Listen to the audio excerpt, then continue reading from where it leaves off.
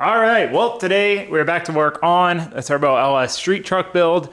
The last episode, we got this thing running for the first time. Once we changed the battery, fired right up. Every Terminator system I've had fires right up as long as you didn't do anything wrong. When I say you, I mean I. A couple times that has happened, but anytime everything's the way it's supposed to be, they fire right up with the Base Wizard tune. Now, you're gonna have LS tuning turbo inspiration for doing this whole build, honestly. Guru Matt Happel remote in and work on the tune. We just have the base Holly tune right now, which it works, the truck runs, but he should be able to dial it in a little bit better. Before we do that though and have him remote in, I want to be able to run the truck for a little while, which we can't really do right now because we don't have any coolant in it, because we haven't finished up the cooling system. So that's step one. That's one thing we need to do, get the cooling system finished up. That way we can fill it with coolant and run it and bleed it, and essentially it's good to run at that point. We've just been running it for short bursts because it doesn't have any coolant in it. You can run for a little bit, but obviously it'd be more ideal to finish it up. We got to finish it up anyway. So that is step one. Step two, we need to put our blow-off valve on. That was an oversight on my part. We need to get that on and plumb in that and our wastegate to the vacuum setup. One thing that's gonna hold us back from really ripping on it is the map sensor. So I forgot to order a 3-bar map. We only have the stock single 1-bar map, which means it only reads to atmospheric pressure. Basically it just reads vacuum. It's not gonna read any boost pressure, positive pressure.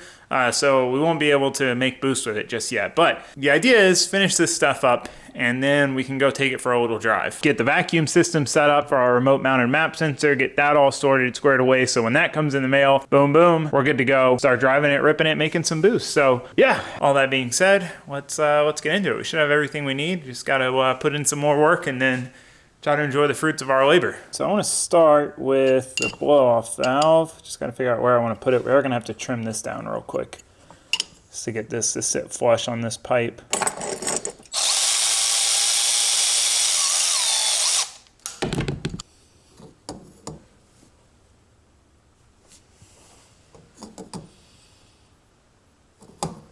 I really wish I had 3.5-inch intercooler piping. I almost want to redo this whole pipe. My goal here, it would look a lot nicer to keep it low and then bring it up into the throttle body. But my goal here was to get it up and away from the heat coming off the radiator as quick as possible instead of running it in front of the fans, because on my Fummins, the intercooler pipe runs right up by the radiator and it heat soaks like crazy. So that was kind of the point of doing it this way, but I don't know, it doesn't look that great. Probably look a lot better in 3.5-inch. It looks tiny going into the throttle body, but you know, it'll probably be all right. I'll probably just send it. Thinking probably right about there. All right, let's trim this down and make this fit nice, and then we'll start mocking, cutting, fitting, welding. We are still almost out of argon. If you've been following along, every time I remember that I'm out of argon, but I think we maybe have enough to get through, hopefully. Still haven't gone and got more.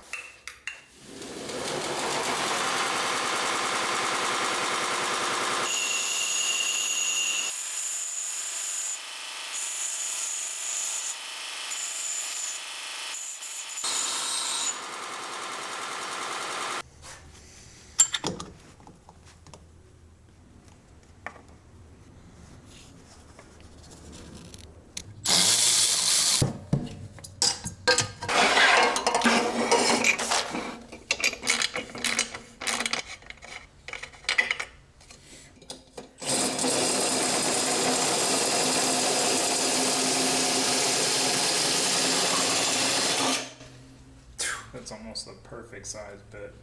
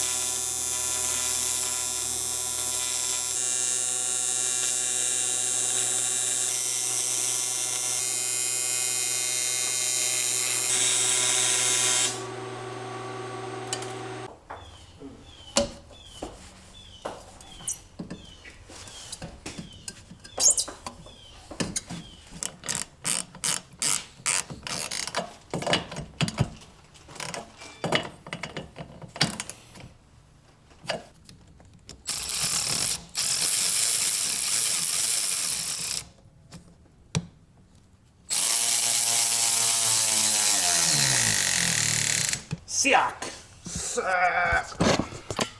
All right, ball valve on, IT sensor, pipe back on, pipe tight. Josue's working on these coolant hoses, so we got this one coming from the steam port. I did not intend to use this red hose, but unfortunately the parts store did not have any 1/4" hose in stock. So this is what we had.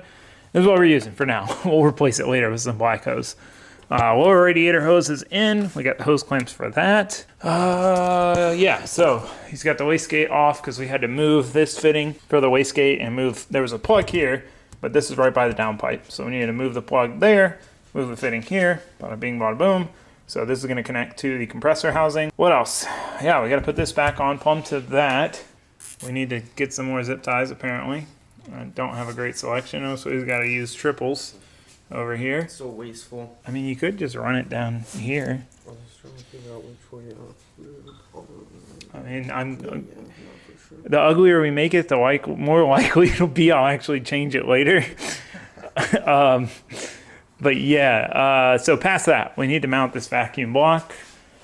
Got a bunch of fittings from the parts store. Another oversight on my part. Didn't have any 1/8 MPT to barb fittings. But basically we're gonna feed this vacuum / positive pressure from the engine, and then this will go out to the map sensor, to the blow-off valve, and then that's it for right now. Just 2 things. But we need that because we need to reduce this 3/8 hose down to 1/8 inch, or a 1/4 inch for a regular vacuum hose. So we have a 3/8 barb that'll go into the block, and then we'll have 1/4 inch coming out. That's the plan at least. So enough jibber jabber, back to it. get my stilts.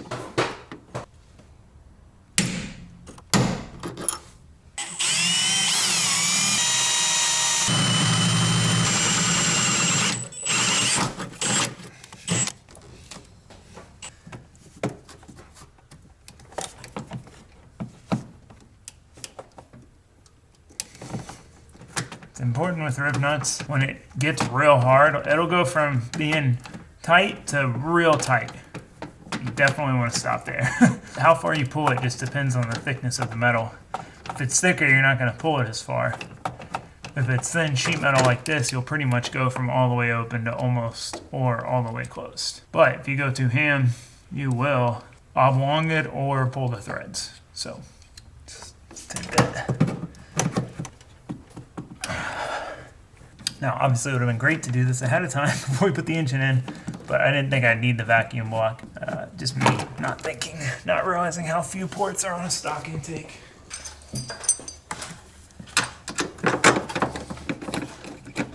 Oh, one slight miscalculation. We mounted it without the port plugs in, which is going to make it a little tight. There it goes.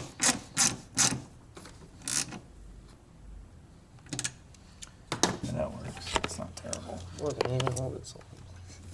Alright, like I said, ignore the unfortunate blue hose.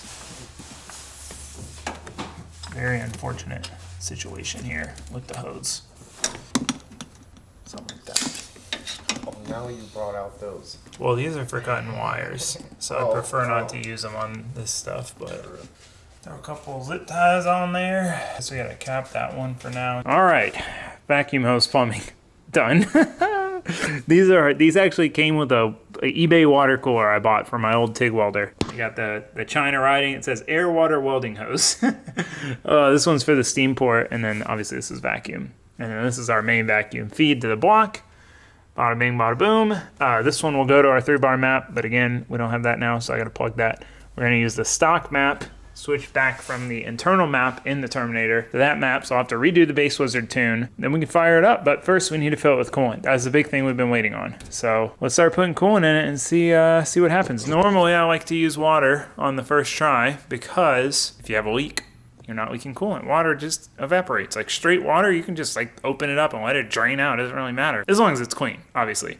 But with coolant, you can't do that. However, it's gonna be well below freezing. Here in Florida, well below freezing, 26 to 28 degrees. And none of my vehicles that aren't street vehicles have coolant. Even the Pulsar doesn't have coolant in it. The only thing it does is the big truck, and then luckily pretty much everything else is blown up or doesn't have the engine in it, except this, which we're about to put coolant in, but instead of putting water in, because it's going to freeze, we got to put coolant in. So a little bit of a debacle. I'd want to run coolant in this anyway. It's just I usually run water because you're supposed to at the track, so that way if you do have a leak, you're not leaking coolant. That's hard to clean up. You're just leaking water. Jibber jabber. Let's put some coolant in this thing. I timed everything. Did you mess up, Josue? You tell me now. I think I. Tell me now! Grab the coolant! Where is it? Guys, behind you! Behind you! Behind you!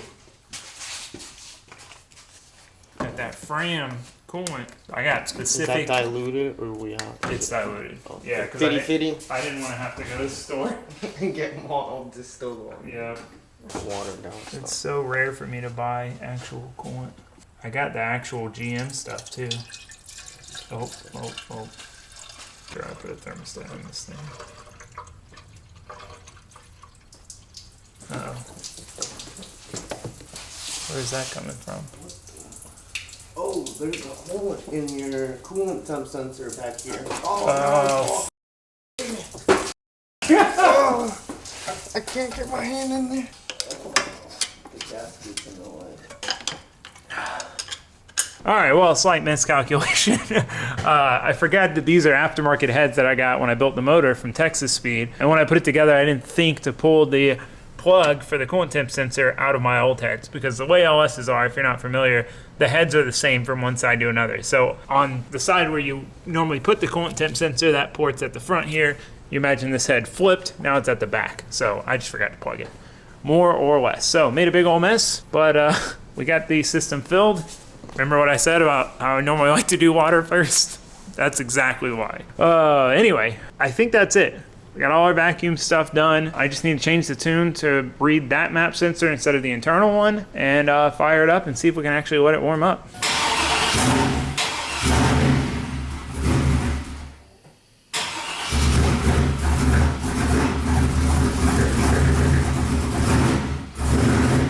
Alright, we got Matt Happle in here. I'm a little behind the times and didn't have the V2 software. So, yeah. So we're downloading that. And then he's got a tune he put on here that is close. We'll see how that goes. This thing is running worse than it did yesterday. So the plug wires are a little sketchy. It's kind of hard to get them on. Kind of hard to tell if they click in fully with the sleeves and the downpipe. So we'll see how it goes. At least we got coolant now. We can run it for longer than a little bit. I'll update you guys.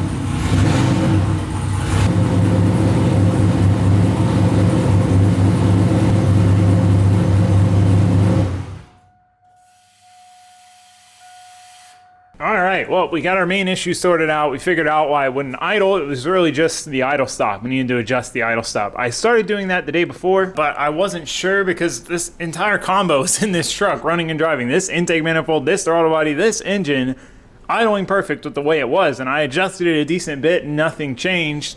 I was like, man, I don't see how it could need to be adjusted that much just from heads and a cam and a turbo. So I wanted to have Matt on and have him look through things and see if there's anything obvious poking out that might be an issue. So we weren't masking an issue by just opening the throttle blade a bunch, but it seems like we're all good. So we opened the throttle blade, idles now, starts up, idles good. So we're good there. We got to do a little more tinkering with it, but it's pretty close. So we got that done. One thing that was holding us back was coolant. We didn't have enough. We were 1.5 gallons low. So I went and got some distilled water, topped it off, but my thermostat housing is leaking. So I've got another one coming in tomorrow at the parts store. So we'll get that on. We'll throw a new thermostat in there. I can't remember if I got a new thermostat or not for this thing when I put it together. We'll pop all that in. That should solve our issue there. For now, it's a slow leak. I think we can still put it around and we'll be okay. We did get silicone hose so we can get rid of this ugly hose.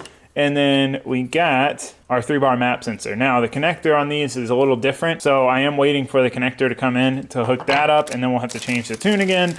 But we're getting there. We're getting the main, that's one of the last main things we need, that and radiator fans. That was the other thing. We don't have radiator fans. So luckily it's cold out, so we should be able to do a little driving without fans and it not be an issue. It's exciting, man. It's so cool that this thing runs, you know? It's been a while, so enough to driver. Let's get back to work. All right, got everything tidied up. Everything pretty well ready to go. Yeah, we're gonna fire it up, back it out, let it warm up a little bit, not too much because we don't have fans, and then try to drive it a little bit. We still gotta do an exhaust hanger. I don't wanna mess around too much with that thing just free dangling there. It's definitely not great, but man's gotta do what he's gotta do.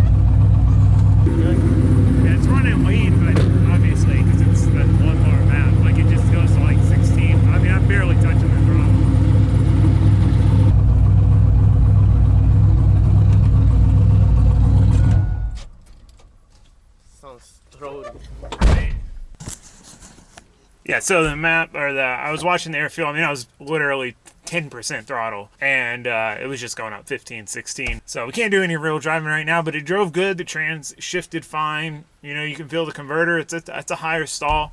but it still drives nice. Like, it's still comfy. Oh man, I can't wait to get this thing done. Just seeing it sitting out here idling. I don't know, that's what I daydream about when I'm building a car or a truck, is just like pulling it out and being able to let it idle. Granted, we can't let it idle too long because we don't have fans, but this is a pretty cool moment.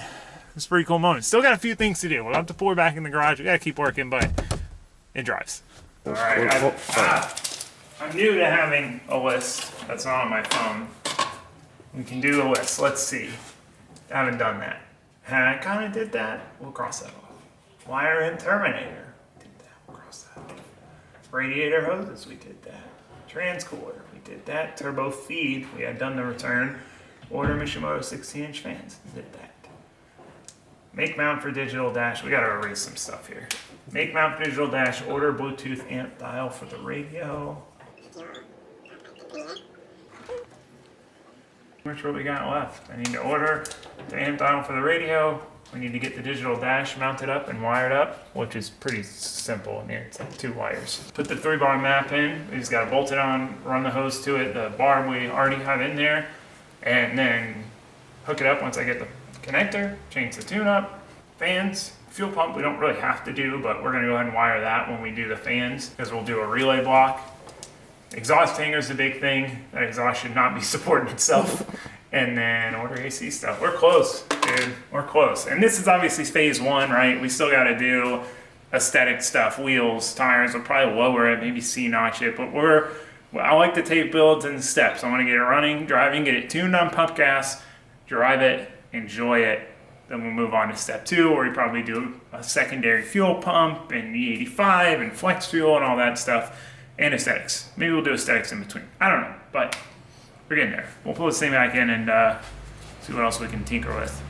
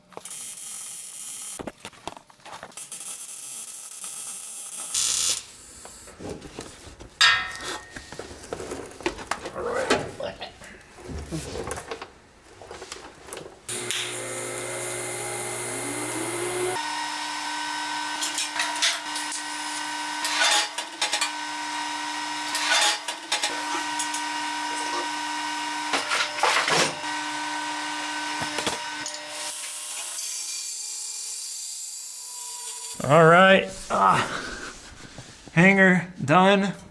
It's perfect. It's tucked up as it can be, but without hitting anything. So like right up by the frame rail, right up by the cab, right up by the bottom of the cab there. So the exhaust is all good. It's finally supported. So I don't have to worry about it. It's bothering me just having it hanging there and knowing it had no structure to it. Super happy to have that done. Again, that was a big thing that was on my list, and it was something I was dreading a little bit. Everything else is easy. Some of it's tedious, time consuming, you gotta pay attention, but it's all physically easy. There's no laying on your back MIG welding under a truck to a corroded frame rail, right? So yeah, well, like I said, biggest thing, map sensor. We need to get the map sensor on, need to get it tuned for that. Get that coolant leak fixed. Past that, it's really just put the dang thing on the road, start driving it around, working out the bugs, start tuning it, and start ripping it. So, man, I can't tell you how excited this makes me. Like, this is a project I wanted to do for years, and I kept putting it off, and some other project would pop up. The Subaru, the Safiro, the RX-7, the Fummins, like all these projects. It's every time I was about ready to do a Turbo LS street truck, boom, some other project would pop up and I'd do that instead. So to finally have done the project, be doing the project, and to be able to just hop in this thing, fire it up, cruise it around, and move under its own power. Oh, so exciting, man. I love this truck, and just cruising or up and down the street reminded me of just how good of a daily this is, and I'm so excited to get back to driving it. So we're super close. Not much more to do. Hopefully next episode we'll be doing some street pulls. keep your fingers crossed if everything goes well. But for now, it's real cold outside. I gotta go warm all my cars up because it's gonna freeze tonight. And most of them don't have real coolant in them. So I gotta knock that out.